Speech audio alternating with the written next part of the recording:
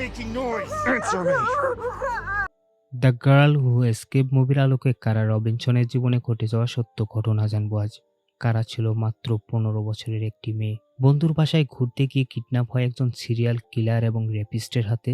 সেই কিলার মেয়েটিকে 18 ঘন্টা আটকে রাখে তার নিজ বাসাতে, চালায় শারীরিক মানসিক অসহ্যনীয় অত্যাচার। কারা অনেক বুদ্ধির সাথে লোকটির সাথে একটি গেম খেলে এবং সেখান থেকে পালাতে শুরু করে। শেষ পর্যন্ত কি মেয়েটি সেখান থেকে পালাতে পেরেছিল, বা সেই সিরিয়াল কিলারের সাথেই বা কি ঘটেছিল, সবকিছু জানবো আজ আমরা এই মুভির গল্প থেকে। কারা তার বান্ধবী জেসির বাসায় ঘুমিয়েছে আজ, কেননা জেসির বাবা মা বাসাতে ছিল না। সকালে যখন তাদের ঘুম ভাঙে, তারা প্ল্যান করে সারা দিন আজ অনেক মজা করবে।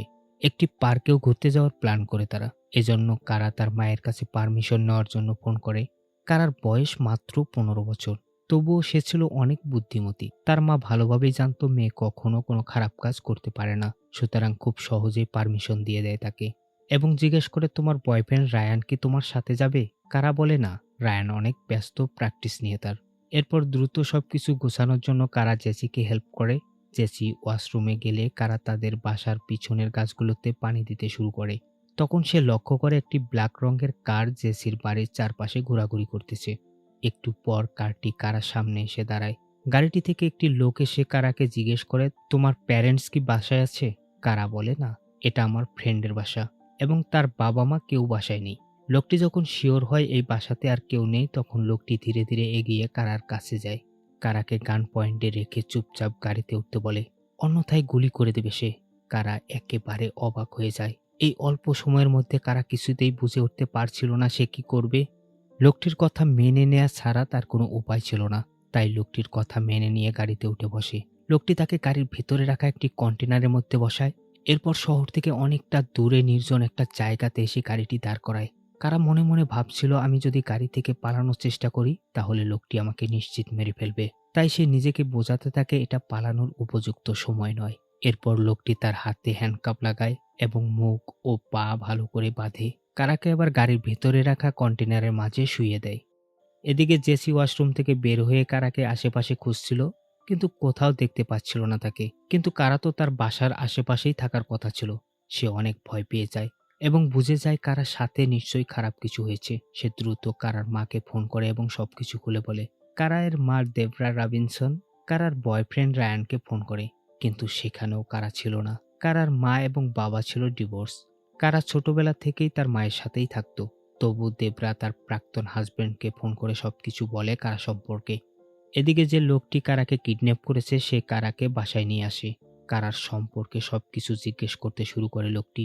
লোকটি কারার বাবা মা সম্পর্কে জানতে চায়। কারার বয়ফ্রেন্ড এবং বয়স সম্পর্কে সবকিছু জেনে নেয় প্রশ্ন করে। এমনকি কারা ভার্জিন কিনা সেটাও জানতে চায়। কারা অনেক বিব্রত বোধ করছিল, তবুও লোকটির প্রশ্নের উত্তর দিতে হয় তাকে। সে বলে সে ভার্জিন। সবকিছু শোনার পর লোকটি তাকে বন্দুকের ভয় দেখিয়ে বিছানায় শুয়ে পড়তে বলে।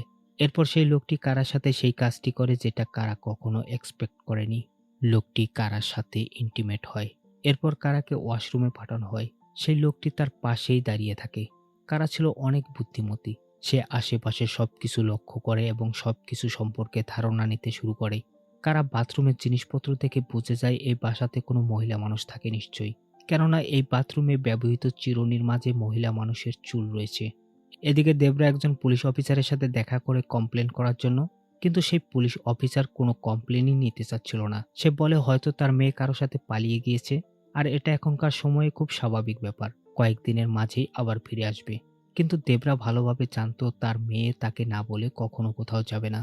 গোসল শেষে সেই লোকটির একটি টি শার্ট দেয় কারাকে পরার জন্য। এরপর তারা দুজন একসাথে বসে একে অপরের সাথে কথাবার্তা বলে।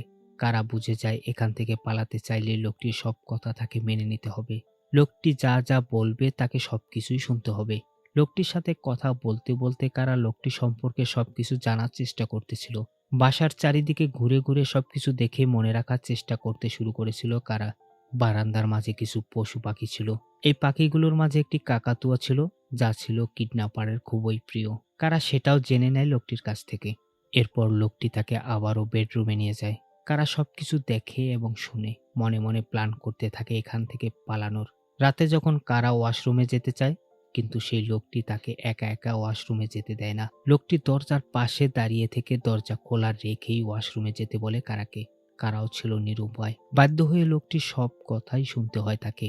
এরপর লোকটি কারার জন্য ডিনার তৈরি করতে চায়, কিন্তু কারা তাকে জানায় তার ক্ষুধা নেই।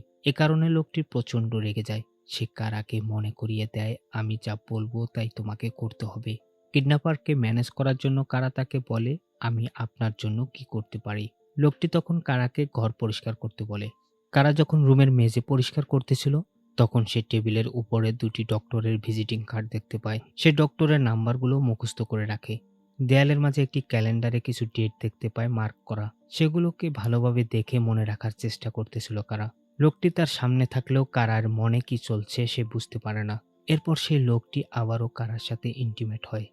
এদিকে দেবরা আরও একটি পুলিশ অফিসারের কাছে যায় হেল্প নেওয়ার জন্য, কিন্তু এবারও সেই অফিসার তাকে বলে কারা হয়তো কারো সাথে ঘুরতে গিয়েছে, সে দ্রুত ফিরে আসবে। দেবরা কাউকে বিশ্বাস করতে পারছিল না। তার মেয়ের সাথে কিছু একটা হয়েছে নিশ্চয়ই। তার মেয়ে কখনো তাকে না বলে কোথাও যাবে না। এদিকে দেখা যায় লোকটি কারাকে নিয়ে একটি টিভি নিউজ দেখতেছিল। কারা সম্পর্কে কোনো নিউজ প্রচার করা হয়নি এখন পর্যন্ত। অনেকক্ষণ নিউজ দেখার পরও তারা কোনো নিউজ দেখতে পায় না কারার নিখোঁজ হওয়া সম্পর্কে। তখন লোকটি তাকে বলে, এটা আসলে দুঃখজনক। এতক্ষণ হয়ে গেছে তোমার কিডন্যাপ হওয়ার, কিন্তু কেউ তোমার কোনো খোঁজ করার চেষ্টাও করলো না। হয়তো তোমার কোনো খেয়াল রাখে না কেউ। তোমার মা, তোমার বাবা, এমনকি তোমার বয়ফ্রেন্ড রায়ানও তোমার কোনো খোঁজ নেয়নি, কমপ্লেনও করেনি এখনো। এরপর লোকটি কারাকে বেডরুমে নিয়ে যায় এবং রুমের মাঝে রাখা কন্টেনারের ভেতরে কারাকে ঢুকতে বলে। হাত এবং মুখ ভালোভাবে বেঁধে লোকটি কন্টেনারের দরজাটি লাগিয়ে দেয়। ভেতরে কারার দম একদম বন্ধ হয়ে যাচ্ছিল, তাই সে আওয়াজ করতে শুরু করে। শব্দ শুনে লোকটি দ্রুত কন্টেনারের কাছে আসে এবং কারাকে ধমক দেয়, বলে সে যেন কোনো প্রকার শব্দ না করে এখানে। লোকটি কারাকে ভয় দেখিয়ে আরো বলে, যদি বেঁচে থাকতে চাও তাহলে তোমাকে এখানে চুপচাপ থাকতে হবে এবং আমার সব কথাই শুনতে হবে তোমাকে। কারা তার সব কথা মেনে নিতে চায়। কারা তখনও ভাবছিল এখান থেকে কিভাবে সে পালাবে, কিন্তু উপযুক্ত সময় এটা নয়। তাকে আরো কিছুক্ষণ অপেক্ষা করতে হবে এখান থেকে পালাতে হলে।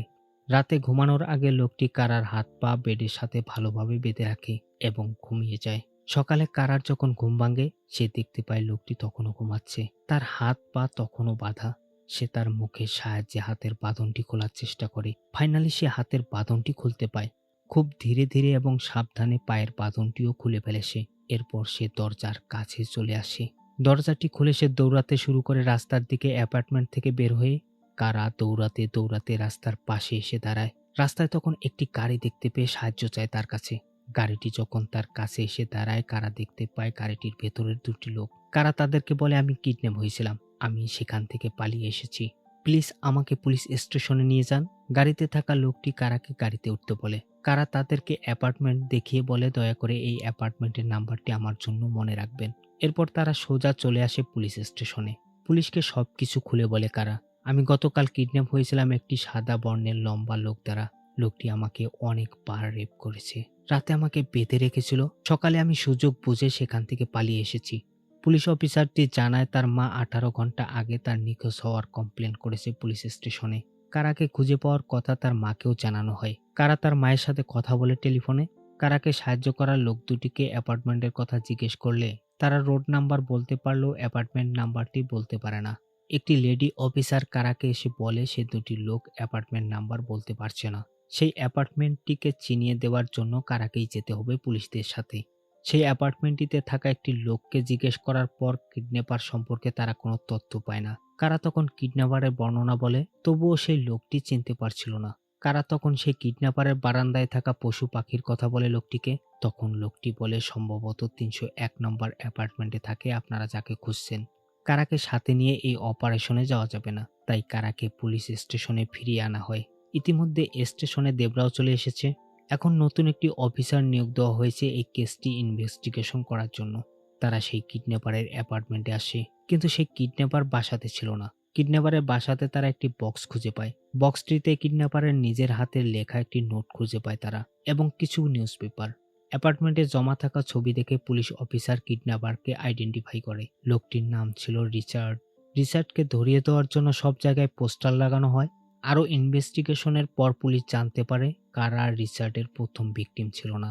এর আগে রিচার্ড আরও 3টি মেয়েকে কিডন্যাপ করেছিল, যাদের বয়স 18-র নিচে। রিচার্ড তাদেরকে কয়েকদিন তার বাসায় আটকে রেখেছিল এবং দিনের পর দিন রেপ করেছিল। যখন তার মন ভরে গিয়েছে তখন সে মেয়েদেরকে বাথটবে ডুবিয়ে মেরে লাশগুলো ফেলে দিয়েছিল জঙ্গলের মাঝে। আর রিচার্ড এসব করতেছিল গত 5 বছর থেকে, কিন্তু পুলিশের নজরে সে কখনো আসেনি। পুলিশ এটাও জানতে পারে রিচার্ড যাদের কিডন্যাপ করত তাদের উপর অনেক দিন থেকে নজর রাখত সে। তাদের সম্পর্কে ইনফরমেশন কালেক্ট করার পরই রিচার্ড সুযোগ বুঝে তাদেরকে কিডন্যাপ করত। আর কারা তার লিস্টে ছিলই না। সেদিন জেসিকে সে কিডন্যাপ করতে গিয়েছিল। রিচার্ড ছিল রেপিস্ট এবং সিরিয়াল কিলার। দ্রুত তাকে অ্যারেস্ট করতে না পারলে অন্য কেউ তার শিকার হতে পারে। পুলিশ রিচার্ডের মা এবং স্ত্রীকে স্টেশনে ডেকে নিয়ে আসে জিজ্ঞাসাবাদের জন্য। রিচার্ডের মা রিচার্ড কোথায় আছে এ সম্পর্কে তেমন কিছু জানে না। রিচার্ডের স্ত্রীকে যখন জিজ্ঞেস করা হয় সে তো বিশ্বাসই করতে পারছিল না রিচার্ড এমন কিছু করতে পারে। উল্টো সে বলে রিচার্ড স্বামী হিসাবে অনেক ভালো। তখন রিচার্ডের বোন পুলিশকে জানায় গত রাতে রিচার্ড তাকে ফোন করেছিল সে একটি মোটেলে রয়েছে। এরপর পুলিশ যখন মোটেলে সার্চ করে সেখানেও রিচার্ডকে খুঁজে পাওয়া যায় না। অপরদিকে কারাকে বাসায় নিয়ে আসা হয়। কারা চাচ্ছিল নর্মাল লাইফ লিড করতে, কিন্তু তার বাসার চারিদিকে ছিল পুলিশ পাহারা তাকে সিকিউরিটি দেওয়ার জন্য, কেননা রিচার্ড তখনও ধরা পড়েনি। কারাকে সান্ত্বনা দেওয়ার জন্য তার আত্মীয় স্বজনরা সবাই চলে এসেছে কারার বাসাতে। এটা ছিল কারার জন্য অনেক বিরক্তকর। সে চাচ্ছিল না কারো সহানুভূতিতে বেঁচে থাকতে, কেননা সে তো কোনো অপরাধ করেনি। যে পুলিশ অফিসার কারার মায়ের কমপ্লেন নেননি সেই অফিসার আসে কারাকে সান্ত্বনা দেওয়ার জন্য। এতে কারা অবশ্য আরো বেশি বিরক্ত হয়ে যায়। কারা চাচ্ছিল তার বয়ফ্রেন্ড রায়ানের ম্যাচ দেখতে যেতে, তার মা তাকে বাধা দেয়, কিন্তু কারা তার মায়ের কথা শুনে না। সে চাচ্ছিল আগের মতো নর্মাল লাইফে ফিরে যেতে। এজন্য সে তার মায়ের কথা উপেক্ষা করে বন্ধুর সাথে সেই ম্যাচটি দেখতে চলে আসে। এদিকে ইনভেস্টিগেশনের জন্য যে নতুন অফিসার এসেছিল সে কারাকে অনেক সাহস দেয়। সে কারাকে বলে, তোমার মতো সাহসী মেয়ে আমি কখনো দেখিনি। তুমি শুধু নিজেকে বাঁচাওনি, তুমি আরো অনেক মেয়ের জীবন বাঁচিয়েছ যাদের এই সাইকো কিলার একে একে মেরে ফেলতো। তুমি সেই কিলারের মুখোশ উন্মোচন করেছো। এদিকে পুলিশ ইনফরমেশন পায় রিচার্ড শহরে আসবে। পুরো পুলিশ টিম অ্যালার্ট হয়ে যায়। রিচার্ডকে ধরার জন্য সবাই জাল বিছিয়ে বসে থাকে। ঠিক তখনই তাকে ধরার জন্য ধাওয়া করে অফিসাররা। রিচার্ড এটা ভালোভাবে জানতো সে যদি ধরা পড়ে তাকে অনেক কঠিন শাস্তি দেওয়া হবে। এছাড়াও সে অনুশোচনায় ভুগতেছিল। সে বুঝতে পেরেছে সে খুব অন্যায় করেছে, তাই সে তার কাছে থাকা বন্দুকটি দিয়ে সুইসাইড করে। এই খবরটি যখন পুলিশ অফিসার কারাকে দেয় কারা একেবারে ভেঙে পড়ে। কারা চায়নি রিচার্ডের এমন মৃত্যু। সে তো চেয়েছিল রিচার্ডকে আইনের আওতায় এনে শাস্তি দিতে। তখন পুলিশ অফিসার তাকে সান্ত্বনা দেয়, বলে রিচার্ড হয়তো শেষ সময় সব ভুল বুঝতে পেরেছিল, তাই সে এমন করেছে। আর এখন তোমাকে কোনো আইনের জটিলতায় পড়তে হবে না।